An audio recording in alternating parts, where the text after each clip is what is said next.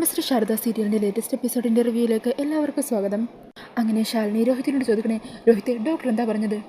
അന്നേരം രോഹിത്ത് പറയണേ, ഡോക്ടർ പറഞ്ഞത് ശ്യാമയുടെ കുഞ്ഞേച്ചിയാ, ശ്യാമയ്ക്ക് ഇപ്പോൾ ഏറ്റവും വലിയ ഔഷധം. ശാലിനി എപ്പോഴും ശ്യാമയുടെ കൂടെ ഉണ്ടായാൽ മതി.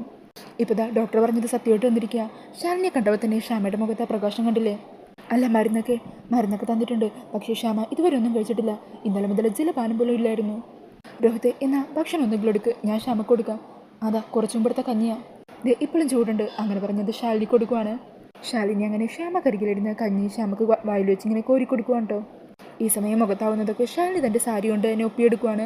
അതോടെ രോഹിത്ത് പറഞ്ഞേ, അയ്യോ ശാലിനി, സാരി ചീത്തവില്ലേ? അന്നേരം ശാലിനി പറഞ്ഞേ, അതൊന്നും സാരിയില്ല, പണ്ട് ഞങ്ങൾ മൂന്നാളും ഒരേ ഡ്രസ്സിന് മാറിയിട്ടിട്ടുണ്ട്. ഞങ്ങൾ 3 ശരീരമായിരുന്നെങ്കിൽ ഒരേ മനസ്സായിരുന്നു.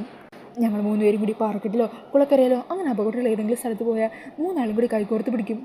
എന്തെങ്കിലും അപകടം പറ്റുവാണെങ്കിൽ 3 ആൾക്ക് ഒരുമിച്ച് പറ്റട്ടെ എന്ന് വിചാരിച്ച് ഇപ്പോൾ എൻ്റെ അനിയത്തിക്കൊരു വീഴ്ച സംഭവിച്ചു. അതിനവൾക്ക് താങ്ങാകേണ്ടത് അവളുടെ കുഞ്ഞേച്ചിയായി ഞാൻ തന്നെയല്ലേ. എനിക്ക് എല്ലാത്തിനേക്കാളും വലുത് ഇവളാണ്. അതിനു മുമ്പിൽ സാരിയോ ആഭരണോ അല്ലെങ്കിൽ എൻ്റെ കളക്ടറുന്ന പദവിയോ ഒന്നും വരില്ല. എൻ്റെ ശ്യാമയുടെ അസുഖം ഉടനെ തന്നെ ഭേദമാകും. മോള് കഴിക്കുക എന്ന് പറഞ്ഞ് വീണ്ടും ഭക്ഷണമൊക്കെ വാരിക്കൊടുക്കുക. അങ്ങനെ ശാലിനിയുടെ വാക്കുകളൊക്കെ കേൾക്കുമ്പോൾ രോഹിത്തിന് സന്തോഷമാകുവാണ്.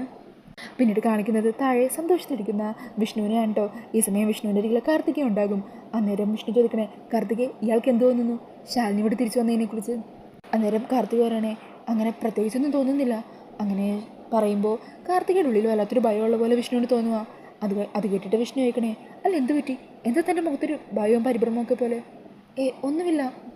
ഈ സമയത്ത് ഭാമ അങ്ങോട്ടേക്ക് വരുമായിരിക്കും കേട്ടോ. പൊന്നി. അന്നേരം രാഘവനും അങ്ങോട്ടേക്ക് വരുക. പെട്ടെന്നായിരിക്കും ഭാമ ഓർക്കുന്നത് പൊന്നിയില്ലല്ലോ എന്ന്. എന്നിട്ട് പറഞ്ഞേ, പൊന്നിന്നില്ലല്ലേ, ഞാൻ മറന്നുപോയി. ഈ സമയം പൊന്നി അടുക്കളയെന്ന് വരുക. അത് കാണുമ്പോൾ ഭാമ ചോദിക്കണേ, നീ എത്തിയോ? അല്ല, നിൻ്റെ മോളുടെ പനിയൊക്കെ മാറിയോ? അതൊക്കെ മാറി, പനിയൊക്കെ കുറഞ്ഞ് അവളൊന്ന് വിയർക്കുകയൊക്കെ ചെയ്ത് കുഴപ്പമില്ലെന്ന് കണ്ടപ്പോഴോ ഞാൻ വീട്ടിൽ നിന്ന് ഇങ്ങോട്ട് പോകുന്നത്. പൊന്നി, എന്നാലേ നീ എനിക്ക് കുറച്ച് ചൂടുവെള്ളം എടുക്ക്, തൊണ്ടൊക്കെ വല്ലാത്തൊരു വേദന. ശരി സത്യമേ, ഞാൻ ഇപ്പോൾ എടുത്തുകൊണ്ട് വരാം. ഈ സമയം രാഘവൻ പറഞ്ഞേ, എങ്ങനെ വേദന ഉണ്ടാവാതിരിക്കും? അമ്മാതിരി അലർച്ചയും ഒക്കെ ആയിരുന്നല്ലോ കുറച്ച് മുമ്പ്. ഈ സമയം പിള്ള സന്തോഷത്തോടെ താഴത്തേക്ക് വരുക. സത്യാമ്മേ, രാഘവ സാറേ എന്നൊക്കെ പറഞ്ഞ് താഴത്തേക്ക് ഓടി വരുവാണ് കേട്ടോ. എന്നിട്ട് പറയണേ, സത്യാമ്മേ, അവിടെ ശ്യാമക്കുഞ്ഞ് കഞ്ഞി കുടിക്കാൻ തുടങ്ങി. മാത്രമല്ല ഇപ്പം മുഖത്ത് ഒരു തെളിച്ചവും സന്തോഷവും ഒക്കെയുണ്ട്. ശാലിനി കുഞ്ഞിപ്പോൾ ശ്യാമമോൾക്ക് ഭക്ഷണം വാരി കൊടുത്തോണ്ടിരിക്കുക. ഈ സമയം അത് കേൾക്കുമ്പോൾ ഭാമക്ക് രാഘവനൊക്കെ ഒത്തിരി സന്തോഷമാകുക. രാഘവൻ പറയണേ, കണ്ടില്ലേ, രോഹിത് ചെയ്തത് തന്നെയാണ് ശരി. അവൻ കൃത്യസമയത്ത് ശ്യാമി ഇവിടെ എത്തിച്ചു. ഇപ്പോൾ കണ്ടില്ലേ ശ്യാമക്കുണ്ടായ മാറ്റം. ഈ സമയം ചൂടുവെള്ളമായിട്ട് പൊന്നി അങ്ങോട്ടേക്ക് വരുവാണ്. അങ്ങനെ പൊന്നി വെള്ളം ഭാമക്ക് കൊടുക്കുവാണ് കേട്ടോ. അന്നേരം ഭാമ പറയുന്നുണ്ട്, നിൻ്റെ കുഞ്ഞിൻ്റെ അസുഖം പൂർണ്ണമായിട്ട് മാറിയില്ലെങ്കിൽ നീ വേണമെങ്കിൽ ലീവ് എടുത്തോ. ഇപ്പോൾ ഈ വീട്ടിൽ കുറേ ആളുകൾ എണ്ണം കൂടിയിട്ടുണ്ടല്ലോ. ശ്യാമയെ നോക്കാനായിട്ട് ഒരു ഹോം നേഴ്സ് കൂടി വന്നിട്ടില്ല. ഓരോരുത്തരും മാറിയൊക്കെ അടുക്കളയിൽ കയറട്ടെ. ശരീരത്തിലെ നീർമഴുക്കൊക്കെ അങ്ങ് കുറഞ്ഞു കിട്ടുമെങ്കിൽ അങ്ങനെ ആവട്ടെ എന്നേ. അതേക്കുന്നത് രാഘവൻ ചിരിക്കണേ, പറയുന്നത് ആരാണെന്ന് കൂടി നോക്കണം. അങ്ങനെ ഭാമയും രാഘവനും കൂടി ഓരോന്ന് അങ്ങോട്ടും ഇങ്ങോട്ടും പറഞ്ഞുകൊണ്ടിരിക്കുമായിരിക്കും. ഈ സമയത്തായിരിക്കും വിഷ്ണുവിന് സ്കൂളിൽ നിന്നൊരു ഫോൺ വരുന്നത്.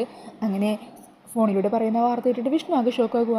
ശരി ഞാൻ വിളിക്കാം എന്ന് പറഞ്ഞ് വിഷ്ണു കോൾ കട്ടാക്കുക. അന്നേരം വിഷ്ണുവിൻ്റെ ടെൻഷനും പരിഭ്രമൊക്കെ കണ്ട് ഭാമയും രാഘവനും ഒക്കെ എന്താ കാര്യമെന്ന് അന്വേഷിക്കുകയാണ് കേട്ടോ. ആ സമയം വിഷ്ണു പറയണേ, അത് പപ്പിമോളുടെ സ്കൂളിൽ നിന്നാണ് വിളിച്ചത്. പപ്പിമോളെ കാണാനില്ലെന്ന്. രാവിലെ അവളെ സ്കൂളിലെത്തിയതാ. എന്നിട്ട് സ്കൂളിൻ്റെ പരിസരത്ത് ചുറ്റിപ്പറ്റി നിന്ന് പെട്ടെന്ന് എങ്ങോട്ടോ പോയി കളഞ്ഞു എന്ന് CCTV നോക്കിയപ്പോൾ അവർക്ക് മനസ്സിലായത്. ഈശ്വര, എൻ്റെ പപ്പിമോള് അവൾ എവിടെ പോയതാ? പിള്ളേ, താൻ വേഗം ഒന്ന് അവിടെ ചെന്ന് അന്വേഷിക്കുക എന്ന് പറഞ്ഞ് രാഘവൻ പിള്ളയെ പറഞ്ഞു വിടുവാണ്. പിന്നീട് കാണിക്കുന്നത് ശാലിനി ഫോൺ എടുത്ത് സത്യനെ വിളിക്കുന്നതാ. അന്നേരം സത്യ ചോദിക്കണേ, അമ്മ എന്തായിരുന്നു എന്നെ കൂട്ടിക്കൊണ്ടുവരാൻ വരാഞ്ഞത്? അന്നേരം ശാലിനി പറഞ്ഞേ, അതിന് മോളെ, അമ്മക്ക് അത്യാവശ്യമായിട്ട് ഒരു സ്ഥലം വരെ പോകേണ്ടി വന്നു. എവിടെയാ അമ്മ ഇപ്പോൾ കുറച്ച് ദൂരെയാ, ഗോവയിൽ. അവിടെ ജോലി സംബന്ധമായ ഒരു മീറ്റിംഗ് ഉണ്ട്. കുറച്ച് ദിവസം കഴിഞ്ഞ് വീട്ടിലേക്ക് വരാൻ. ആണോ? സാരമില്ലമ്മേ, ജോലിയുടെ കാര്യത്തിനല്ലേ. എന്നാൽ ശരി, മോൾ വെച്ചോട്ടോ. അങ്ങനെ പറഞ്ഞ് കോൾ കട്ടാക്കുവാണ്. ഈ സമയത്ത് ശാലിനിക്ക് മറ്റൊരു കോൾ കൂടി വരുവാണ് കേട്ടോ.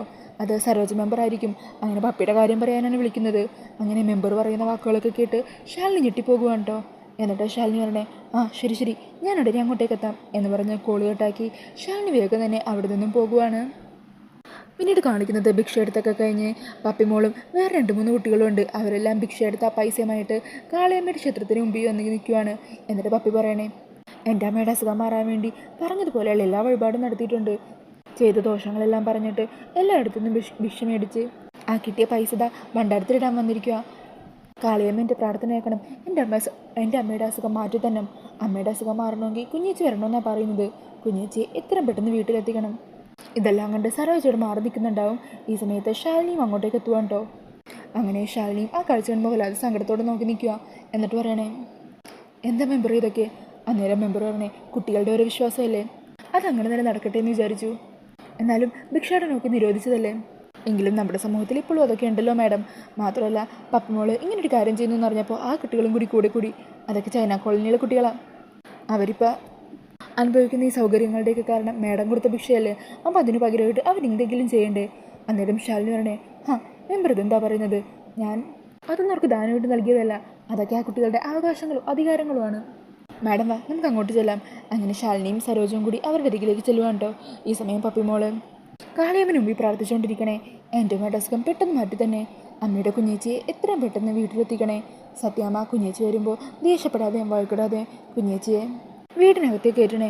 അമ്മയുടെ അസുഖം മാറി എന്നെ ഇത്രയും പെട്ടെന്ന് അമ്മ മോളെ എന്ന് പറഞ്ഞ് വിളിക്കണേ എന്നൊക്കെ പറഞ്ഞ് പ്രാർത്ഥിക്കുക കേട്ടോ. അതൊക്കെ കേൾക്കുമ്പോൾ ശാലിനിക്ക് വല്ലാതെ സങ്കടമൊക്കെ തോന്നുവാണ്. അങ്ങനെ പപ്പിയുടെ അരികിലേക്ക് എത്തുക. പപ്പി മോളെ, ആൻറ്റി എങ്ങനെ ഇവിടെ എത്തി? ആൻറ്റി, ഞാൻ എൻ്റെ അമ്മയ്ക്ക് വേണ്ടി പ്രാർത്ഥിക്കാൻ വന്നതാണ്. അല്ല, അതെങ്ങനെയാണ് ആൻറ്റി അറിഞ്ഞത്? അന്നേരം ശാലിനി സരോജത്തെ നോക്കിയിട്ട് പറയണേ, ആൻറ്റിയോടെ കാളിയമ്മയാണ് പറഞ്ഞതും. പപ്പി മോള് പ്രാർത്ഥിച്ച കാര്യം കാളിയമ്മ നടത്തി തരാമെന്നും എത്രയും വേഗം മോളുടെ അരികിലേക്ക് ചെല്ലാനും പറഞ്ഞു. മോള് ഈ പൈസയൊക്കെ ഭണ്ഡാരത്തിലിട്, ഞാൻ വന്നതേ മോള് വീട്ടിലേക്ക് കൂട്ടിക്കൊണ്ടുപോകാനാ. എൻ്റെ പ്രാർത്ഥന കാളിയമ്മ കേട്ടോ, പിന്നല്ലാതെ. മോള് വേഗം വാ. അങ്ങനെ പപ്പിമോള് ആ പൈസയൊക്കെ ഭണ്ഡാരത്തിലിടുവാണ് കേട്ടോ. എന്നിട്ട് തൻ്റെ കൂടെ ഉണ്ടായിരുന്ന ചൈന കോളനിയിലെ കുട്ടികളെയൊക്കെ ഉണ്ടല്ലോ, അവരെയൊക്കെ കെട്ടിപ്പിടിക്കുകയും നോക്കുകയൊക്കെ ചെയ്യുന്നുണ്ട്. ഈ സമയം സരോജം പറയണേ, പപ്പിമോളും ഇവളുമായിട്ട് നല്ല കൂട്ടായിട്ടുണ്ട്. ഈ സമയം ശാലിനി ആ പെൺകുട്ടിയെ കാണുമ്പോൾ മുമ്പത്തൊരു സംഭവം ഓർക്കുവാണ്. മുമ്പ് ആ കുട്ടിയോട് ശാലിനി സംസാരിച്ച സമയം ആ കുട്ടിക്കൊരു IAS കാരി ആകണമെന്നുള്ള ആഗ്രഹം പറഞ്ഞിരുന്നു. അങ്ങനെ ശാലിനി അതോർത്തിട്ട് ചോദിക്കണേ, ഇവള് നമ്മുടെ IAS കാരിയല്ലേ? അതെ മാഡം. ഇപ്പോൾ മാഡം പറഞ്ഞതനുസരിച്ച് IAS കാരി ആകണമെന്നുള്ള വാശിക്ക് നല്ലപോലെ പഠിക്കുന്നുണ്ട്. കൊള്ളാം. സരോജ മെമ്പറെ, വൈകാതെ തന്നെ ചൈന കോളനിയിലേക്ക് ഒരു കളക്ടറും കൂടി വന്നെത്തും. നന്നായി പഠിച്ചു കഴിഞ്ഞാൽ നമുക്കെല്ലാം നേടിയെടുക്കാം മോളെ. നീ ആഗ്രഹിച്ചതുപോലെ തന്നെ ഒരു കളക്ടറായി മാറും. മോളുടെ പേരെന്താ? മലർ. നന്നായി വരട്ടെ നീ. എന്നാൽ പപ്പിമോളെ, നമുക്ക് തിരികെ പോകാം. അങ്ങനെ പപ്പിമോളെയും കൂട്ടി ശാലിനി അവിടെ നിന്നും പോകുവാണ്. പിന്നീട് കാണിക്കുന്നത് ബാമയും രാഘവനും പൊന്നിയൊക്കെ പുറത്ത് ടെൻഷനോട് കൂടി നിൽക്കുകയാണ്. ഈ സമയം സ്കൂളിൽ പോയി അന്വേഷിച്ച് പിള്ളേർ തിരിച്ചെത്തുക. രാവിലെ പപ്പിമോള് സ്കൂൾ കോമ്പൗണ്ടിലുണ്ടായിരുന്നു. അകത്തേക്ക് കയറാതെ ഗ്രൗണ്ടിൽ തന്നെ ചുറ്റിപ്പറ്റി നിൽക്കുമായിരുന്നു. ഈ സമയം ഉച്ചയൊക്കെ ആയപ്പോഴേക്കും CCTV പരിശോധിച്ചപ്പോൾ ചില അന്യസംസ്ഥാന തൊഴിലാളികൾ സ്കൂളിൻ്റെ പരിസരത്ത് ചുറ്റിപ്പറ്റി നിൽക്കുന്നത് ടീച്ചർമാരുടെ ശ്രദ്ധയപ്പെട്ടത്. ആ സമയം കുട്ടികളെയൊക്കെ അവരുപദ്രവിക്കാൻ പറ്റുമുണ്ടോ അല്ലെങ്കിൽ അവരോട് സംസാരിക്കുന്നുണ്ടോ എന്നൊക്കെ അറിയാനായിട്ട് അവർ CCTV പരിശോധിച്ചു. അപ്പോഴാണ് രാവിലെ ഗേറ്റിൻ്റെ അവിടെ നിന്ന് പപ്പിമോള് പെട്ടെന്ന് എങ്ങോട്ടോ പോകുന്നത് അവരുടെ ശ്രദ്ധയപ്പെട്ടത്. അങ്ങനെ അവർ വിവരം അറിയിച്ചു പറഞ്ഞത്. അന്നേരം രാഘവൻ ചോദിക്കണേ, എന്നിട്ട് താനിങ്ങ് പോന്നോ? അവിടെ പോലീസിനെ വല്ലതും വിളിച്ചറിയിച്ചോ? അവിടുത്തെ പ്രിൻസിപ്പൾ അപ്പം തന്നെ പോലീസ് സ്റ്റേഷനിൽ വിളിച്ച് വിവരം പറഞ്ഞിട്ടുണ്ട്. എന്നിട്ട് താൻ പോലീസ് സ്റ്റേഷനിലേക്കൊന്നും പോയില്ലേ? അയ്യോ ഇല്ല സാറേ, ഈ വിവരം അറിഞ്ഞപ്പോൾ തന്നെ എന്താ ചെയ്യേണ്ടതെന്നുള്ള ടെൻഷനിൽ എൻ്റെ കൈയും കാലും ഓടുന്നില്ലായിരുന്നു. ഉടനെ തന്നെ ഈ വിവരം ഇവിടെ ഒന്ന് പറയണമെന്ന് തോന്നി. താൻ എന്താണ് ഈ കാണിച്ചത്? കുട്ടികളെ പഠിപ്പിക്കാൻ വിടുന്ന ടീച്ചേഴ്സ് അവരെ കാണാനില്ലെന്നറിഞ്ഞാൽ അവരുടെ ഒരു ഉത്തരവാദിത്തം വെച്ച് മാതാപിതാക്കളെ വിളിച്ച് വിവരം അറിയിക്കും. ഇപ്പോൾ തൻ്റെ മുമ്പിൽ വെച്ചല്ലേ പോലീസ് സ്റ്റേഷനിലേക്ക് അവർ വിളിച്ചത്. അതോടെ അവരുടെ കടമ കഴിഞ്ഞു. അവർ ജോലി സമയം കഴിഞ്ഞ് വീട്ടിലേക്ക് പോകും. നമ്മളിടയ്ക്ക് വിളിച്ച് അന്വേഷിച്ചാലേ പോലീസുകാർക്ക് അന്വേഷിക്കാനൊരു ചൂടുണ്ടാകുള്ളൂ. അല്ലെങ്കിലും തന്നെ പറഞ്ഞിട്ട് കാര്യമില്ല. തന്നെയൊക്കെ പറഞ്ഞയച്ചതേ ഭാമയെ പറഞ്ഞാൽ മതിയല്ലോ. ഞാനിപ്പോൾ എന്ത് ചെയ്യും രാഘവേട്ടാ?